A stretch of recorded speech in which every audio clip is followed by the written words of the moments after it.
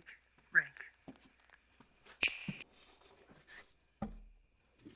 How's it going? My name is Mike Rank. Welcome to the channel. And today we're going to go over whether or not you should get the new iPhones and Apple Watches that came out. We're going to go over some of the features, the new things, maybe not everything, and just kind of go through and see if it's something worth upgrading to or if not. So let's get started. All right, so first off, the new iPhones, there's the 15 and the 15 Plus.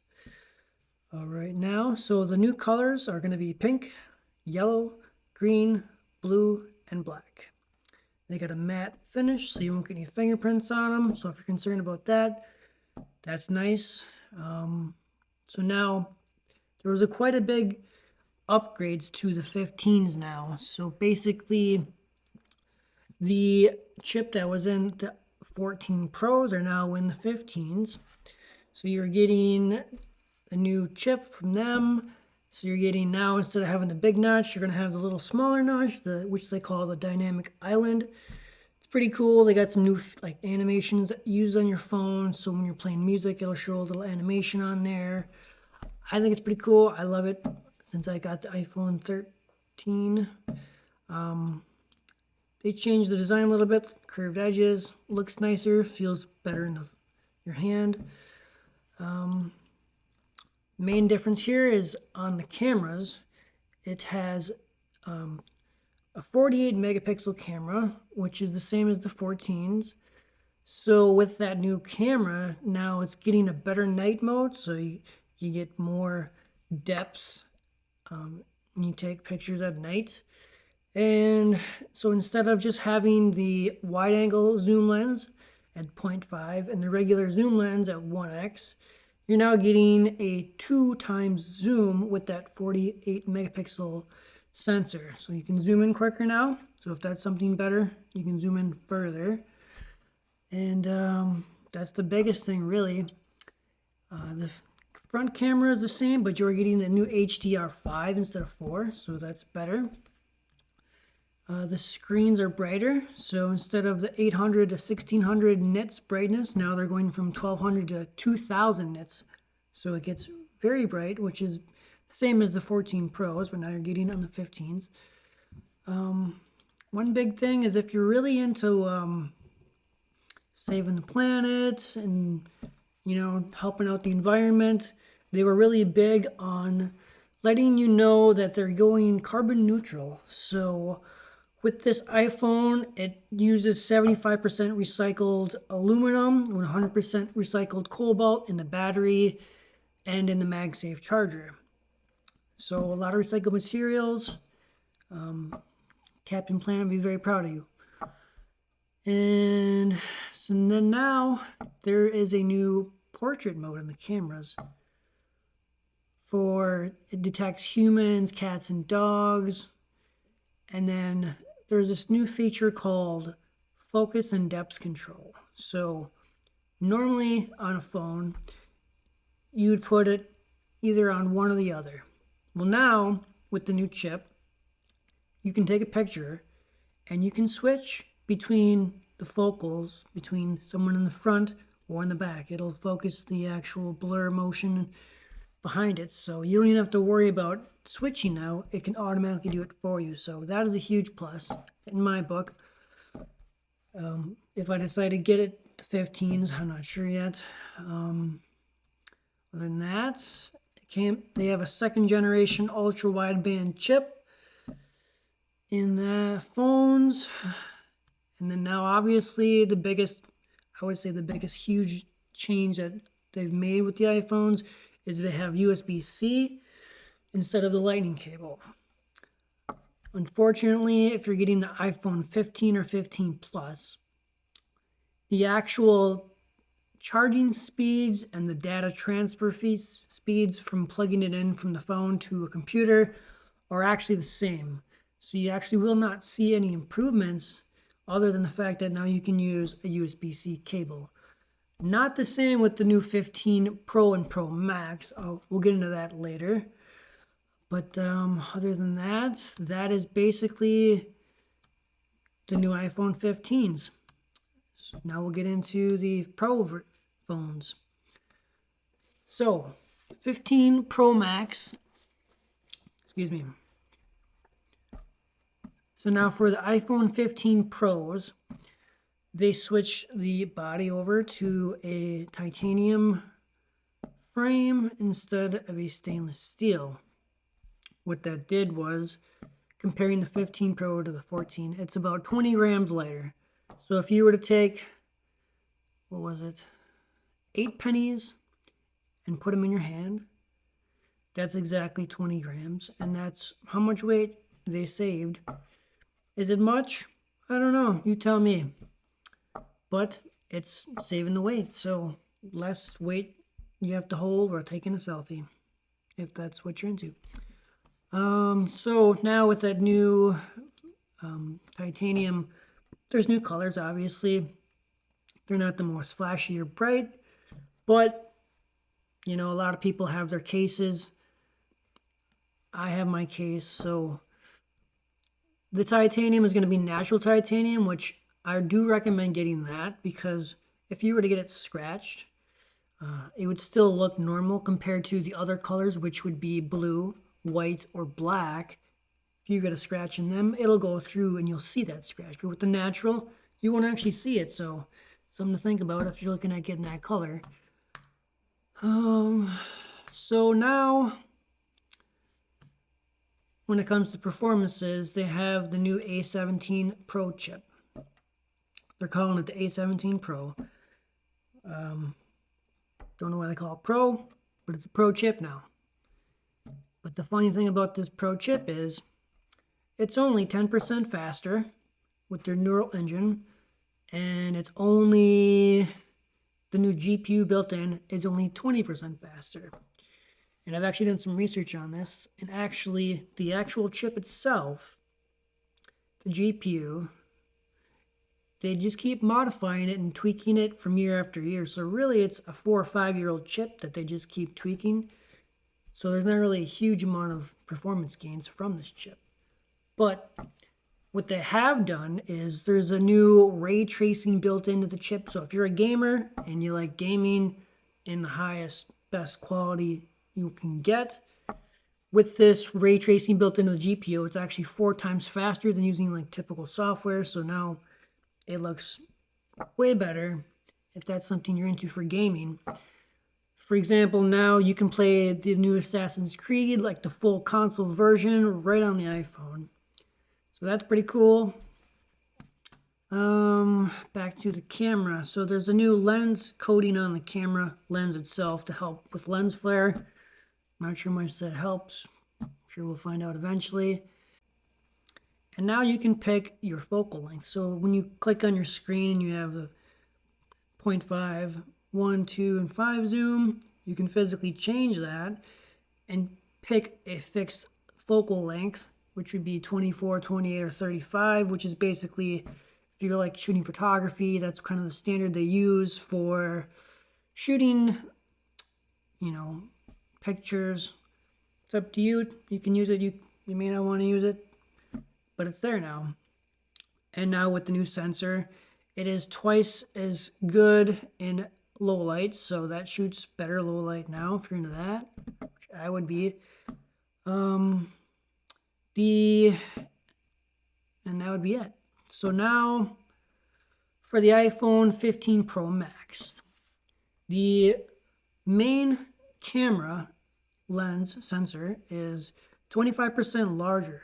So with that being larger now, they have added a longer zoom lens. So now, instead of 3x on the 15 Pro, you can get a 5 zoom x optical zoom, which basically means you zoom in without physically like cropping the photo in.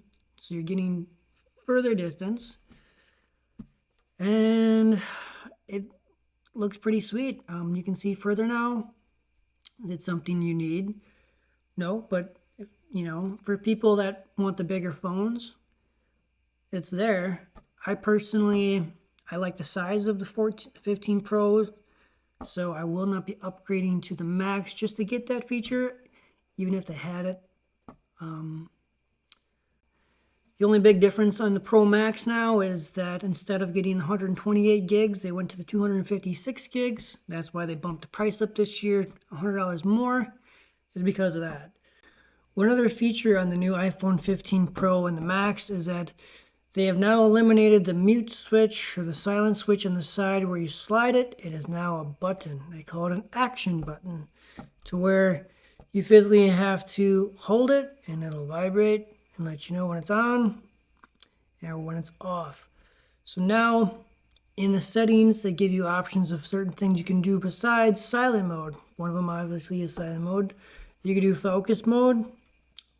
You can turn your camera on, open your camera. You could turn your flashlight on. You could do a voice memo.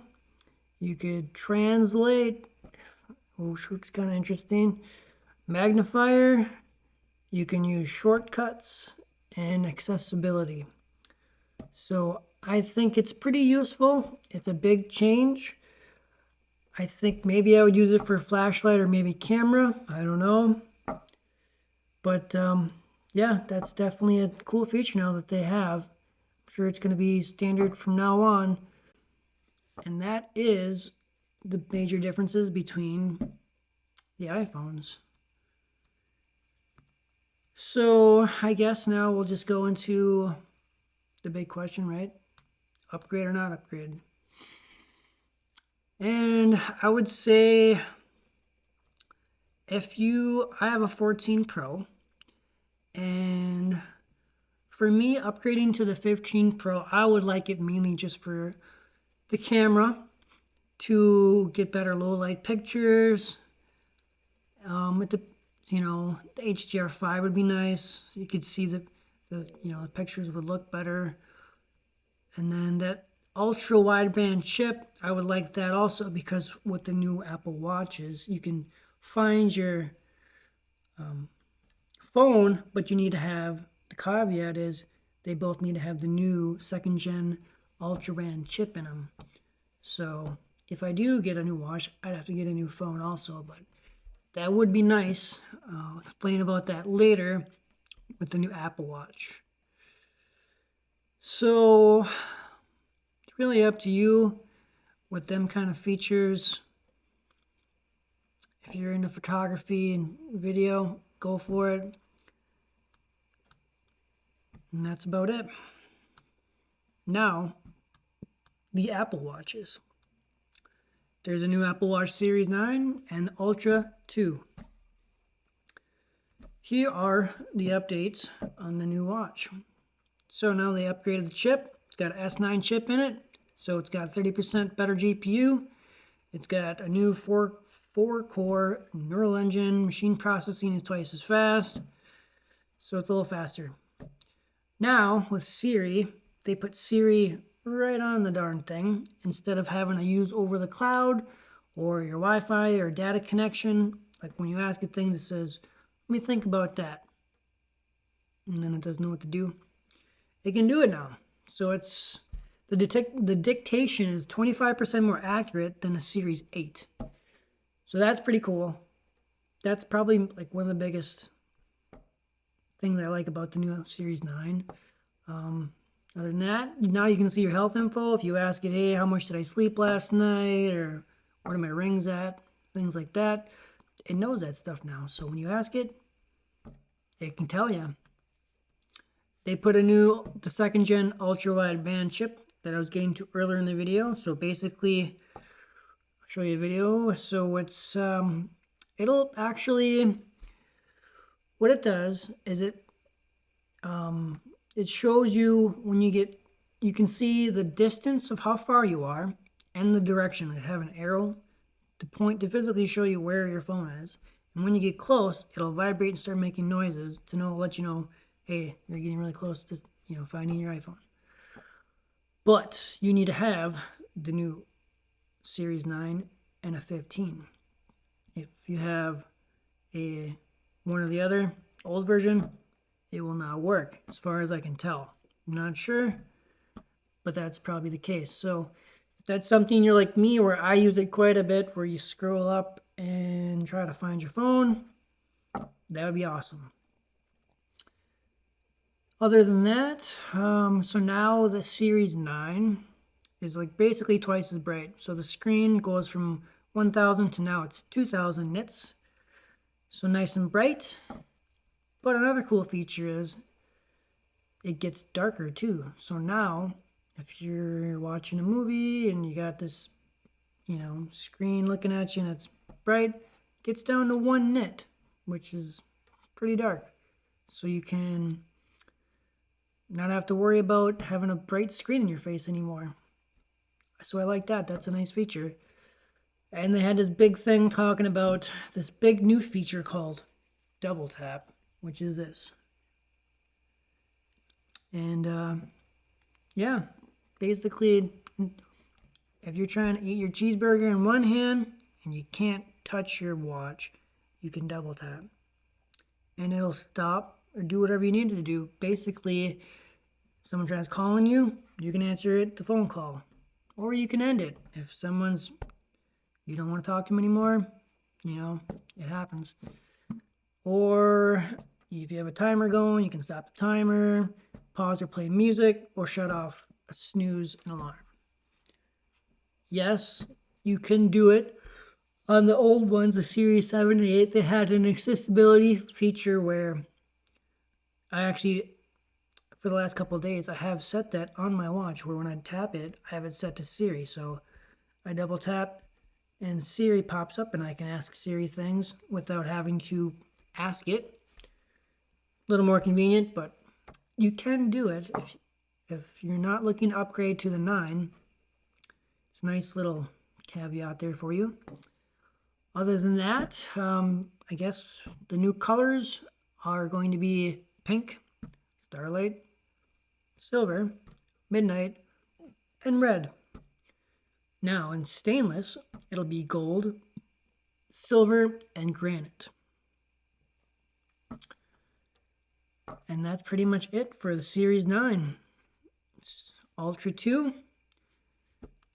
Really the only thing worth talking about is the fact that the screen brightness goes from 2000 nits, now 3000 nits. And if you don't know what the Ultra is, basically it's a bigger watch where it's got a bigger battery and it has some extra features in it compared to a Series 9. They did put the new S9 chip in there, so that's, faster.